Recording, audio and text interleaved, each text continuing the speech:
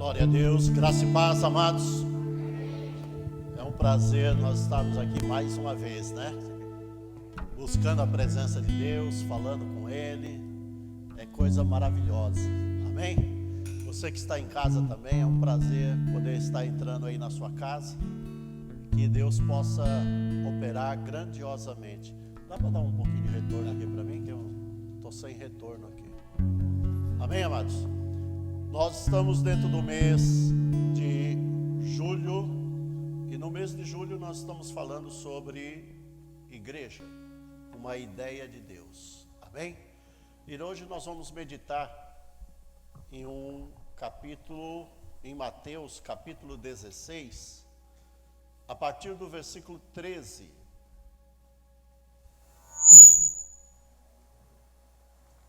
Mateus 16, a partir do versículo 13.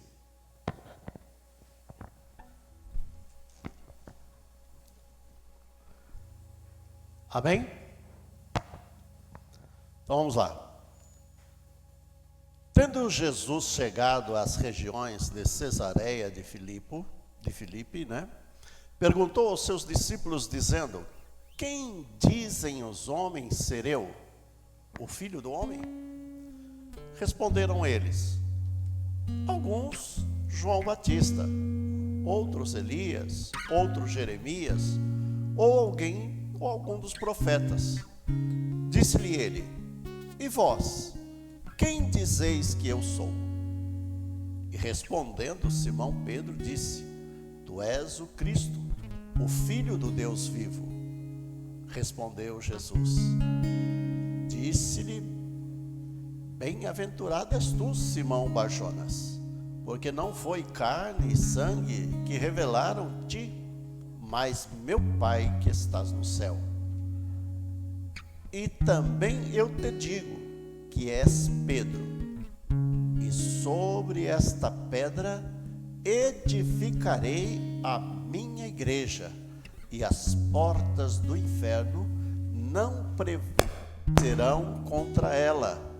Dar-te-ei as chaves do reino dos céus, e o que ligares na terra será ligado nos céus, e o que desligares na terra será desligado nos céus.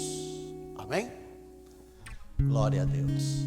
Eu quero meditar com vocês basicamente em 2 versículos dessa palavra, para que nós possamos entender onde está firmada a igreja do Senhor.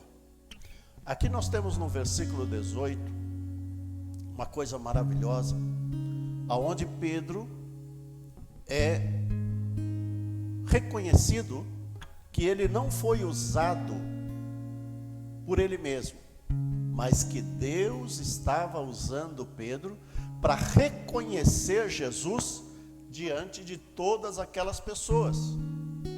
Então essa é uma situação. Ali precisava haver o que? O reconhecimento de que haveria alguém ali para ser o que? Um líder. E nós vemos, por exemplo, nas passagens de Pedro, que Pedro, ele começou a liderar a igreja. Como que eu sei disso? Lá em Atos dos Apóstolos, quando eles são batizados com o Espírito Santo, o primeiro a se levantar e a falar com a igreja foi Pedro.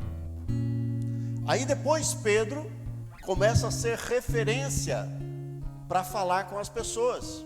Quando Pedro e João vai até o templo e ali eles curam aquele homem que estava ali há tanto tempo ali na porta do templo, é Pedro quem fala e não João. É Pedro que se interpõe e se coloca como alguém para falar com os sacerdotes. Então Pedro começa a sua jornada com uma liderança na igreja. E aonde que Pedro troca essa liderança e coloca outro em Jerusalém? Quando Pedro é levado para a prisão, e ali na prisão eles iam matá-lo. Só que milagrosamente o anjo do Senhor vem, tira Pedro de lá, certo? Então Pedro vai para outras bandas, para outras partes, continuar a igreja do Senhor, continuar a pregação do Senhor. Mas lá em Jerusalém, então, é instituído Tiago, certo? Para que Tiago, então, comece agora a organizar a igreja ali. Amém, amados? Então você vê, por exemplo, que geralmente todas as passagens que Jesus, dentro da sua trajetória, ele tem, Pedro está junto. Todas as trajetórias de Jesus, Pedro está junto. Você pode ver que na transfiguração foi quem? Pedro, Tiago e João. São os mais chegados, aqueles que estavam prontos. Jesus ia para algum lugar, Pedro estava lá. Então a igreja, ela começa, por exemplo, através da figura de Pedro. Só que eu quero colocar para vocês uma coisa, que quando Jesus coloca aqui, tu és Pedro, e sobre esta pedra edificarei a minha igreja. Amados, nós temos que entender assim, existem vários teólogos e várias correntes que levam a crer que Pedro é essa pedra. Só que Pedro não é essa pedra. Pedro não é a pedra fundamental da igreja. Veja bem, quem trouxe essa doutrinação foram bispos, foram sacerdotes da época. Por quê? Porque hoje há um entendimento de que Pedro foi o primeiro papa. Tá certo? Então, existem esses entendimentos. Então, agora eu quero que você medite comigo. Por favor, coloca aí no telão Isaías 28:16. Isaías 28:16. O que diz lá em Isaías 28:16? É que a minha Bíblia aqui, a letra é muito pequenininha. Já está aí? Portanto, assim diz o Senhor Deus: eis que eu assentei em Sião uma pedra já provada. Uma pedra já provada, pedra preciosa de esquina, que esta bem firme e fundada, aquele que crê, não se apresse. Você lendo aí Isaías, você identifica quem é essa pedra? A pedra fundamental, a pedra que os edificadores rejeitaram. Quem eram os edificadores? Justamente os sacerdotes. E tem uma coisa muito interessante, que quando nós começamos a estudar essas passagens bíblicas, e começamos a ler e a ver os pensamentos teológicos que tem a respeito dela, nós vamos ver que os fundamentos de que Pedro é essa pedra se esvai. Porque a Bíblia nos mostra que a pedra fundamental é Cristo. Então, nós podemos entender assim: Cristo dizendo para Pedro uma coisa: Pedro, tu és Pedro, e sobre esta pedra eu vou edificar a minha igreja. Eu vou edificar a minha igreja sobre mim. E olha que coisa interessante, que nós precisamos meditar e entender, que, olha, e dar-te-ei, né? E aqui ainda tem: e as portas do inferno não prevalecerão contra ela. Então, mais um fato para nós entendermos que aqui Jesus não estava falando de Pedro, mas estava falando de si mesmo. O inferno lutou contra Cristo? Lutou ou não? Cristo foi provado desde o momento que saiu do batismo. Ele passou pelas águas do batismo, o Espírito o levou para o deserto, e ali ele foi tentado pelo demônio, pelo diabo. Tá certo? Ele venceu? Venceu ou não? Aí vamos agora para Pedro. No dia da ceia, Jesus diz para Pedro: Pedro, Satanás pediu a sua alma para se andar com ela. Se andou?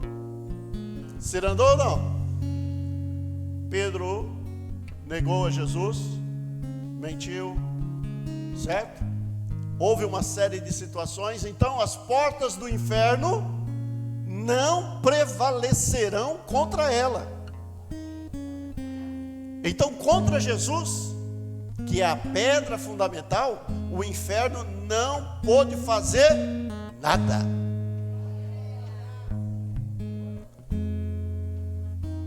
Agora, que interessante, Jesus ainda dá uma oportunidade para Pedro, e ele diz: dar-te-ei as chaves dos céus, e o que ligares na terra, será ligado no céu, e o que desligares na terra, será desligado no céu. Agora eu quero que você vá à luz da palavra de Deus. A palavra diz que onde dois concordarem, também será concordado no céu. Então este poder de ligar, desligar, ele não foi dado simplesmente para Pedro, mas ele foi dado o quê? Para cada um de nós. Quando nós, em comunhão com o Pai, nos unirmos em oração e buscar a presença de Deus, e diante de Deus nós concordarmos aqui com alguma coisa, isto também terá concordância nos céus. Esta é a igreja que Deus constituiu, para que nós busquemos ao Senhor naquilo que precisamos em concordância. Mais alguns versículos para nós podermos entender isso. O Senhor diz assim: confessai uns aos outros as suas necessidades. Confessai aos santos as suas necessidades. E aí depois ele diz que a oração de um justo pode muito nos seus efeitos. Por quê? Porque vai haver o quê? Uma concordância. Nós vamos estar fazendo o quê? Uma ligação dos céus na terra. Qual foi o tema do mês passado? Céus na terra. Então nós podemos trazer os céus à terra a partir do momento que nós temos a consciência de que o fundamento da igreja é Cristo Jesus. E através de Cristo, nós vamos resolver todas as nossas situações. Mais um versículo para nós entendermos isso. Se você estiver ligado em Cristo e a palavra dele estiver em vós, pedireis tudo o que quiseres e vos será feito. Por quê? Porque eu estou trabalhando agora, eu estou orando agora debaixo de uma concordância com a palavra de Deus, e a partir do momento que eu estou em concordância com a palavra de Deus, eu vou pedir ao Pai, em nome de Jesus, e me será feito. Esse poder o Senhor trouxe para que a igreja de Deus tivesse o quê? Poder, graça, e o inferno não prevalece sobre a sua igreja. Uma outra coisa muito interessante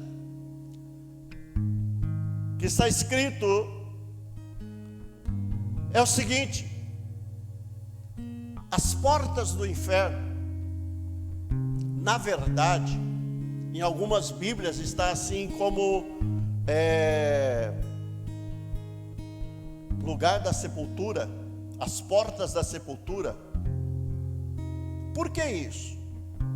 Amados, eu quero que vocês entendam que até a ressurreição de Cristo, ninguém havia ressuscitado. Ninguém. Ah, mas teve aquele caso lá do rapaz que foi jogado na sepultura, né, de Eliseu, e ele ressuscitou. Ah, teve aquele caso do menino lá, filho da viúva. Sim, mas foram casos pontuais. Jesus é a primícia da ressurreição. Ele é o primeiro. Amém? Ele é o primeiro. Todos esses que ressuscitaram, chegou um momento que morreu de novo. Você entendeu ou não? Cristo nunca mais viu a morte. Você está entendendo quando a gente fala que Cristo é a primícia? Então vem às vezes a argumentação: ah, mas teve aquele que ressuscitou, ah, teve aquele outro que ressuscitou. Só que Cristo não viveu mais a morte. Ele ressuscitou e está vivo e sentado ao céu à destra do Deus Pai Todo-Poderoso. Você está entendendo isso? Aqui quando fala que ele vai fechar, a sepultura não terá mais poder sobre a igreja, significa que a morte não teria mais poder sobre Cristo, porque ele é o verdadeiro fundamento. A morte teve sobre Pedro, e aonde está Pedro? Aguardando a ressurreição. Os irmãos estão entendendo isso? Então, quando nós falamos da igreja de Cristo, quando nós falamos sobre as coisas que foram constituídas por Deus, Cristo tem um firme fundamento, e nós não podemos fazer outro fundamento, ou estruturar nossa casa em cima de outro fundamento que se já tem um fundamento edificado.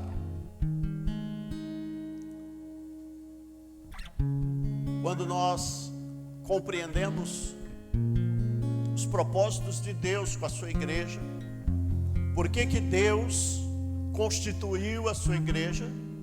Para que nós pudéssemos sermos fortalecidos a cada dia, a cada momento, a cada ação que o diabo fizer contra nossas vidas, nós possamos nos posicionar com firmeza e dizer: olha, eu sou de Cristo, eu sou servo do Senhor Altíssimo, e o inferno não prevalecerá, o inferno não terá condições para aqueles que estão firmados em Cristo Jesus.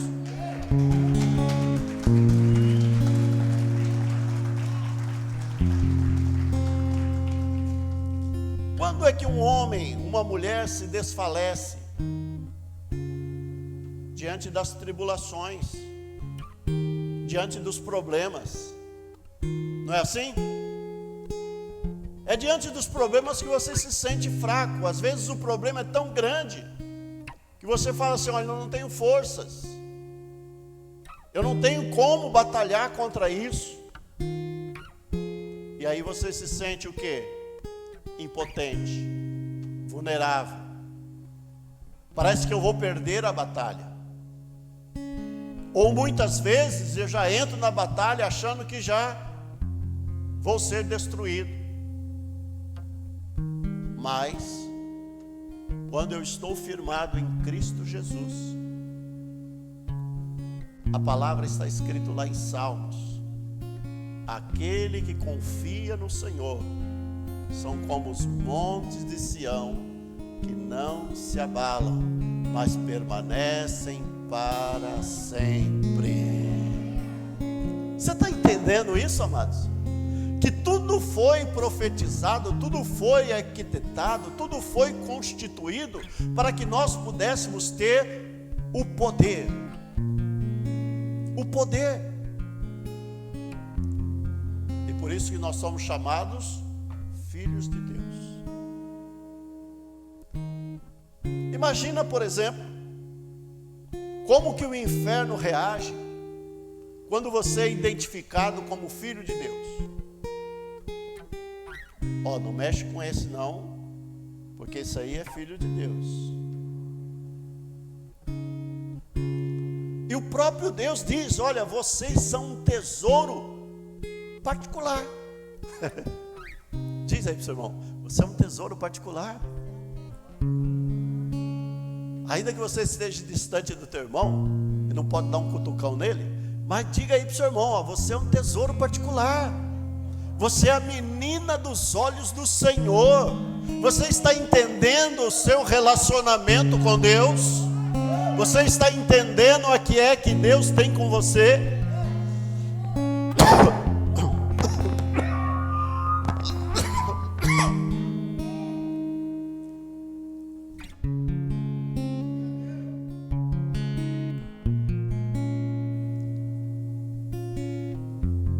Deus tem algo particular com você.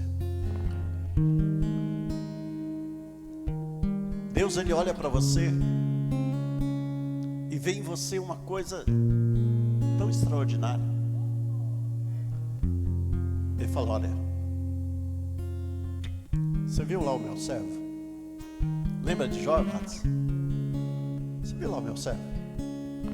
Você viu como que ele é fiel? Você viu como que ele é temente? Você viu como que ele se desvia do mal? Sabe o que é isso? Sabe o que é isso? É que você, inferno,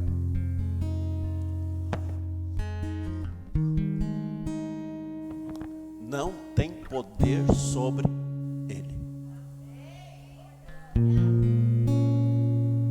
Você está sentindo? Está sentindo a tua força? Sinta a sua força. Sinta a sua força. Sinta a força que Deus tem te dado. Pergunta aí para o seu irmão: tem te faltado alguma coisa?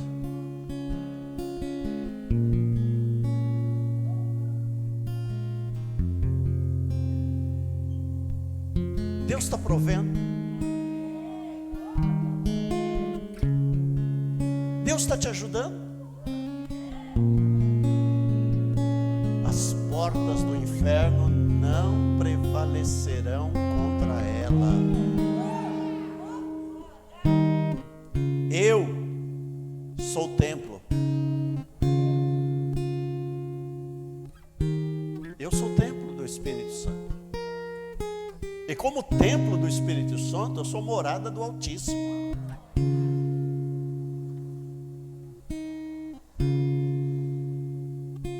Eu olho para a oração de Jesus: Pai, eu não quero que o Senhor tire eles do mundo, mas eu quero que o Senhor proteja eles. Proteja eles do mundo. Porque para onde eu vou, Pai, eu quero levar eles também. E sabe para quê, Pai, que eu quero levar eles para lá? Para que eles sejam um, como nós somos um. Você quer ser um com Jesus? Você quer pensar como Ele pensa? Você quer agir como Ele age?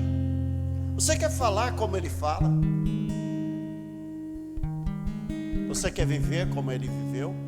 Como Ele vive? Você é a igreja. Você é o templo do Altíssimo. Você é a morada de Deus. Você é um tesouro particular.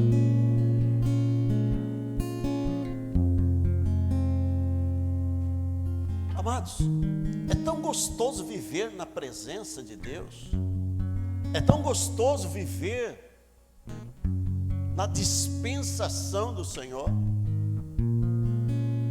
Eu estou aprendendo.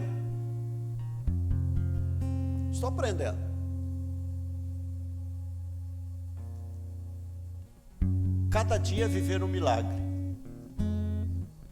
Cada dia viver um milagre.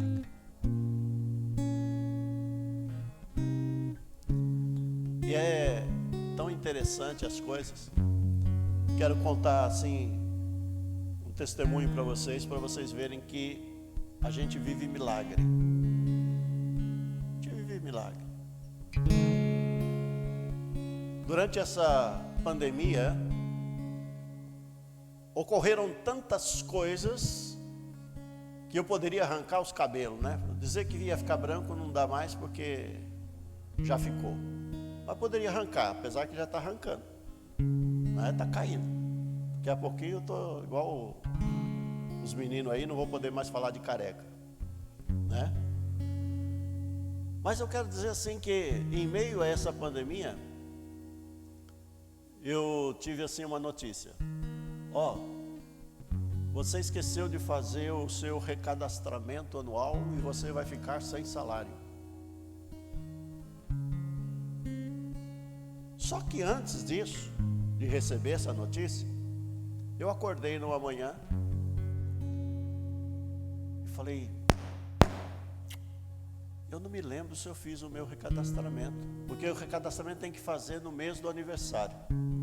E o meu aniversário foi em fevereiro, e passou o mês de fevereiro, eu nem me atinei a fazer. Conclusão, fiquei sem pagamento. Só que foi logo no começo, né? Fevereiro, aí a gente recebe em abril, eu fiquei sem pagamento.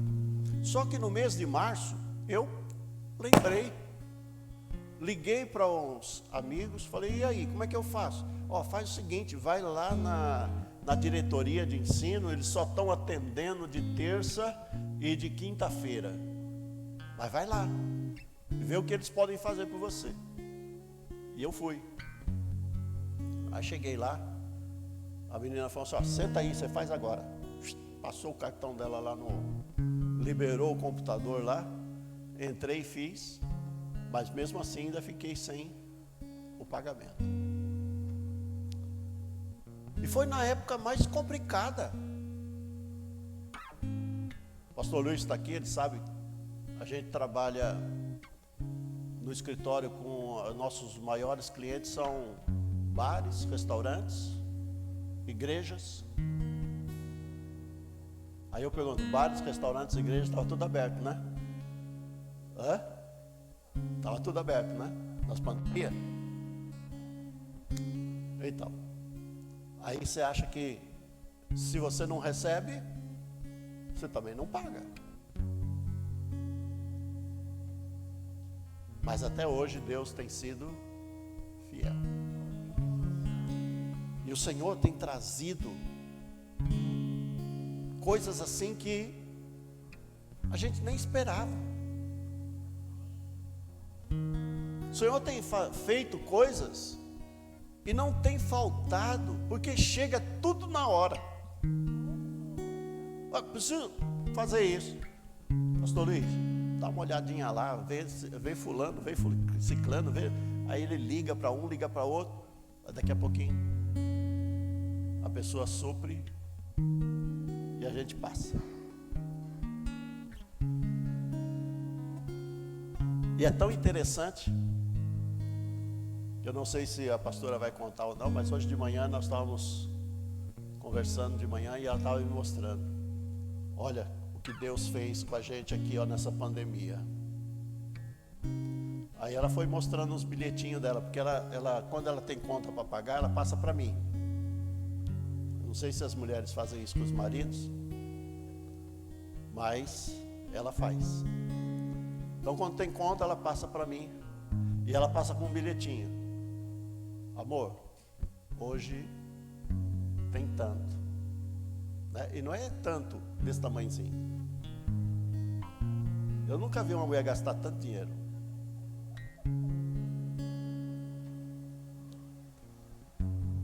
Né? Ela estava me mostrando hoje, teve um bilhetinho dela que era 1.000 e quanto?